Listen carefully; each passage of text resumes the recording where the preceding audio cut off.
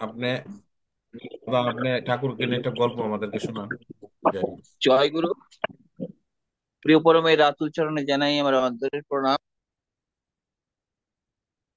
আজকের অনুষ্ঠানের একটু বৈচিত্র্য হলো, আজকের বিষয় নিয়ে আলোচনা শুনছিলাম, খুব ভালো লাগছিল।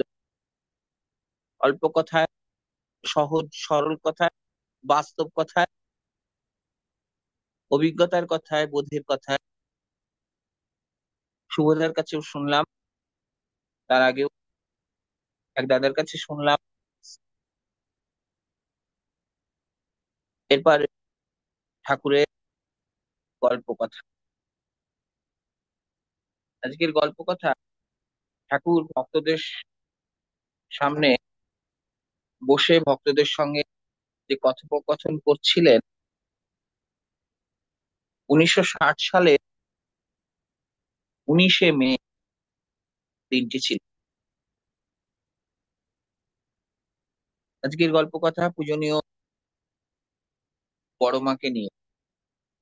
আমরা সবাই জানি যে ঠাকুরের সুগভীর মাতৃভক্তি ছিল, মায়ের প্রতি অনুরাগ ছিল।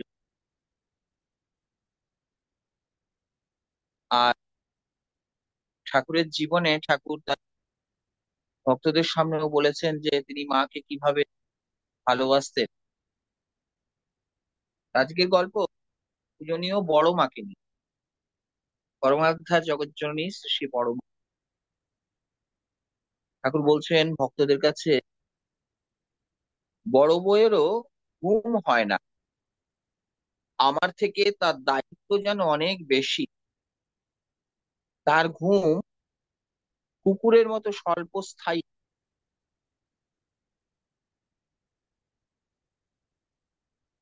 আর ঠাকুর বলছে ভক্তদের কাছে যে আপনাদের কাছে শুনেছিলাম এরকম ঘুম ভালো। আবার বড় মাকে নিয়ে বলছেন যে ঘরের কোথায় কি আছে সব ঠিক মতো রেখে দিচ্ছে, যখন যেটা চাই ফট করে বের করে দেয়, আউট অফ নেসেসিটি, অর্থাৎ প্রয়োজনের তাগিদে ওইরকম হয়ে গেছে। আর চোখ যেন ঠিক সার্চ লাইটের মতো সব ধরে ফেলতে পারে। আর একটা জিনিস দেখি বড় বউয়ের মধ্যে, যে যা পাবে সে আধ পয়সাই হোক আর এক পয়সাই হোক, দিয়েই দেবে যত তাড়াতাড়ি পারে। আর অন্যরা দিতেই চায় না। ঠাকুর খুব মজা করে পূজনীয় বড় মার কথা বলছেন যে বড় বউ খুব মজা করে। ভক্তরা এসে অনেক সময় ঠাকুরকে যখন প্রণামী দিতেন, প্রণাম করে ঠাকুর কিন্তু অনেক সময় বড় মায়ের কাছে পাঠিয়ে দিতেন, বড় বউকে দিয়ে আয়।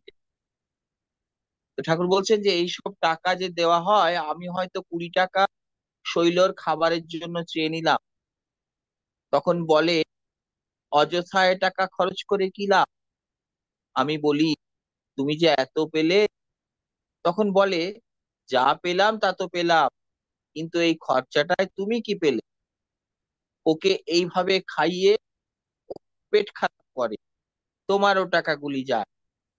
ওর যদি কোনো লাভ হতো তাহলে না হলে বুঝতাম। ওর কথাও ফেলবার মতো নয়। বড় বউ যেন পোস্ট অফিসের বাক্স, একবার চিঠি ফেললে ইচ্ছে মতো তা বের করবার উপায় নেই।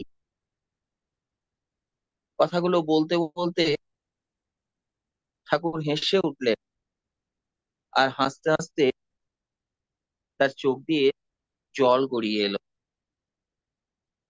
জয় গুরু। জয়গুরু। অসংখ্য ধন্যবাদ দাদাকে। আমাদের সম্পা মাখি